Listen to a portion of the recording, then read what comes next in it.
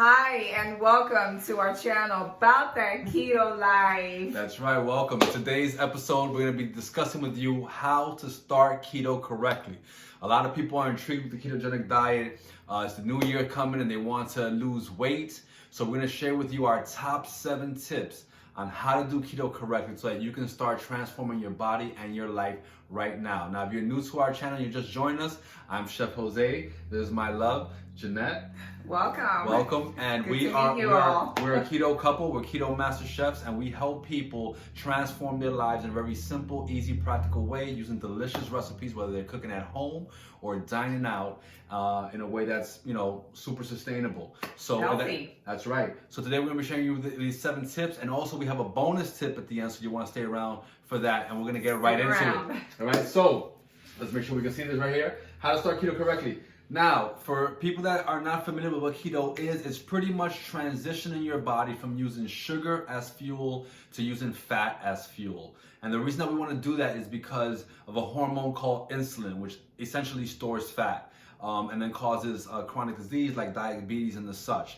And sugar feeds off insulin, and fat does not. When you have a high fat diet, you don't activate insulin, and so that's the magic of keto. So we're going to share with you what you need to do exactly to start this diet the correct way. So number 1 is going to be to cut out carbs or sugar. Essentially, all carbs or sugar in the body, they can get converted into glucose. So you're going to want to cut out grains. We're talking about breads, pastas, rice. Corn is a grain. A lot of people think it's a vegetable, but it's actually a grain, which is extremely high in sugar. It's all carbs. Beans as well, to the dismay of many. You're going to want to cut out fruit. Very seldom we have some dark berries like strawberry, blackberries, and raspberries, but very, very few, far between, and ideally as part of a meal, maybe with a salad, maybe with a margarita, something like that. And then you're going to want to take away starchy vegetables like potatoes and yams, any type of starchy vegetables, and instead you're going to have green vegetables. And the last thing you want to get rid of, obviously, is sugar, all right? All types of sugar, honey, agave, maple syrup, coconut sugar, sugar in the raw, all types of sugar essentially have this create that insulin effect where insulin is activated, and that's what we want to keep low when you're doing keto. Not even a little bit, you can. We'll get into that. Okay. But if you're doing keto correctly, essentially cut out carbs. There is, when you kick off, a window of about 30 grams of carbs per day that you want to have. So there is a small window, but you want to basically eliminate these things if you're going to do keto correctly and get your body running off of fat fuel.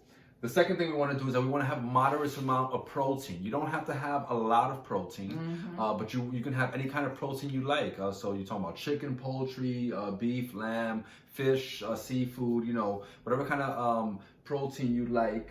And then with some fat on it. You want to get animal fats, because those are not processed, all right? And so So the skin of the chicken. Skin of the chicken is amazing. So that is like one of the best parts. Our next tip on how to start keto correctly is you want to get a good amount of vegetables, at least 7 cups a day. And so what I would suggest is that when you're having vegetables in your meal, to start off by eating your vegetables before you get full of the protein and fat in your meal. That's going to help you digest and absorb and just consume more vegetables. You need all of the vitamins in there, the potassium, all those phytonutrients.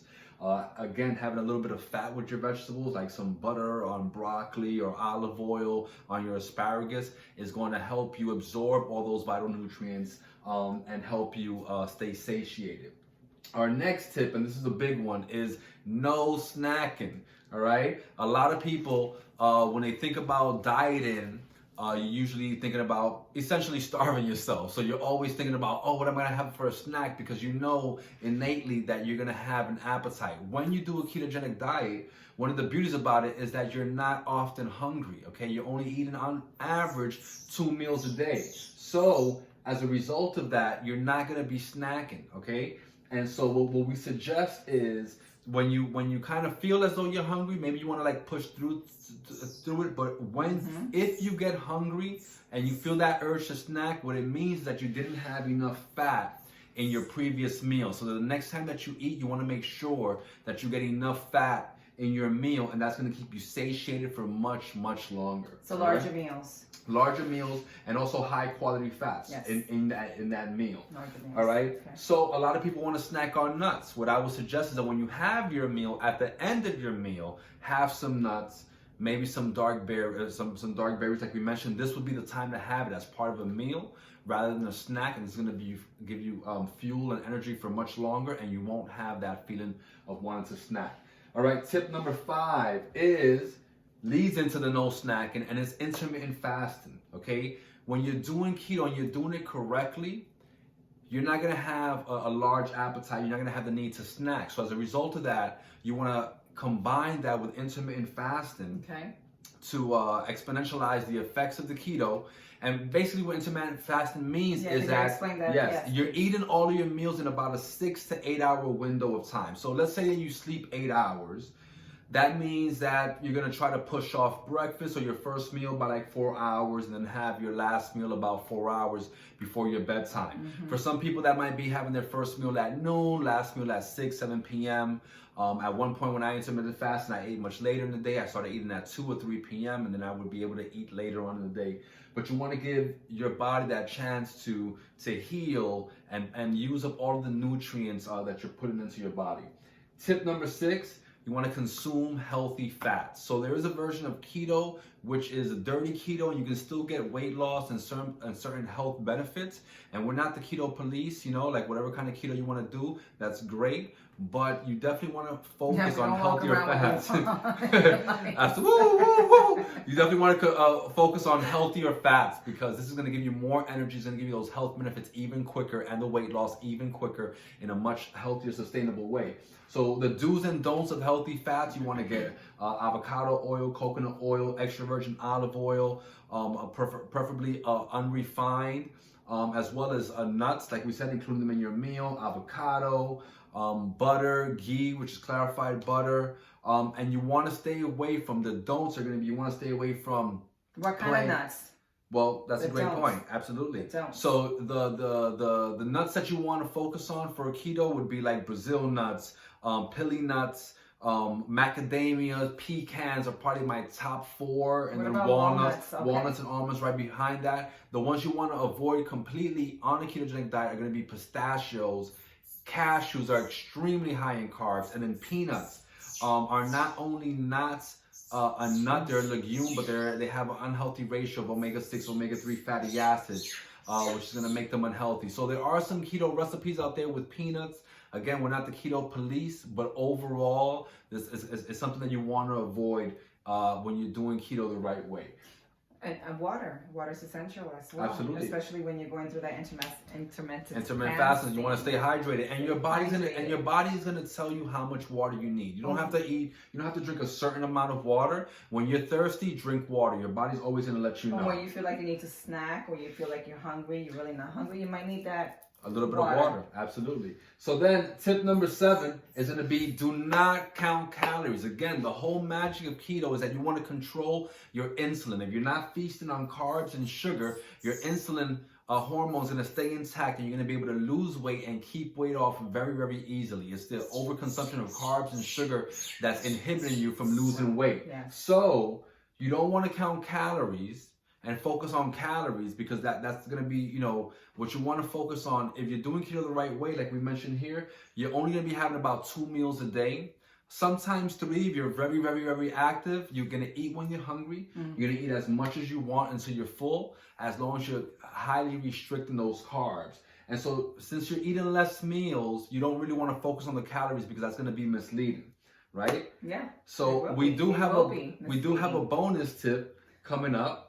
But before we get into that bonus tip, we want to let you know real quick, if there's anybody out there who's a beginner to keto, who's done keto before and is concerned about whether it worked or didn't work for them, and maybe they were doing a program that was very rigid, where they were counting macronutrients and weighing their food and all of that, but you're interested in learning how to do keto correctly, well, now is the perfect time. We have our new we have our new K28 transformation challenge, which is kicking off right now in the new year 2021. Go to how do I sign up? Yeah, that's right. We're gonna have a link down below for anyone that's interested. You want to go ahead and check that out. We're gonna share with you our secrets on how to make keto easy, sustainable, where you're not counting macronutrients, not weighing your food, and you can choose to cook at home or dine out, and you can still get all of the health benefits. Wow, indulging outside and still keeping it keto. Absolutely. I have helped dozens of people, hundreds of people lose thousands of pounds on a ketogenic lifestyle, and as well as losing close to 100 pounds myself. I've been a chef for over 20 years, and so we're gonna give you our meal plans and strategies, all right, on how you can make this lifestyle practical and sustainable, even if you're not working out, even if you're just, consuming foods. It will work for you. Without having to buy any shakes, any pills, any of those products or anything. We're going to teach you how to make this an easy, sustainable lifestyle that you can just carry on without having to buy any products ever.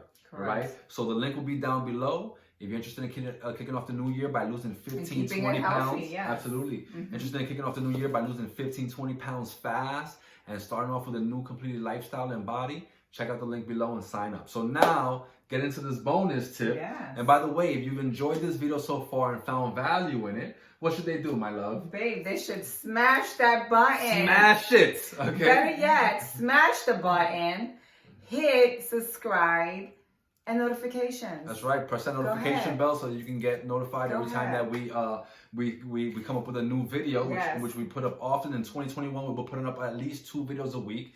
And one of those videos that we have is our weekly live cooking show. Our cooking show, keto cooking with love. Every Sunday. Sunday show. Every Sunday live here on YouTube at noon. So you want to subscribe, make sure you subscribe so you can be notified when we go live and we cook delicious recipes live every single week. We look forward to having you all, in our table. Absolutely, absolutely. So now get into our bonus tip. What's our bonus tip, baby? Our bonus tip, I cannot emphasize this.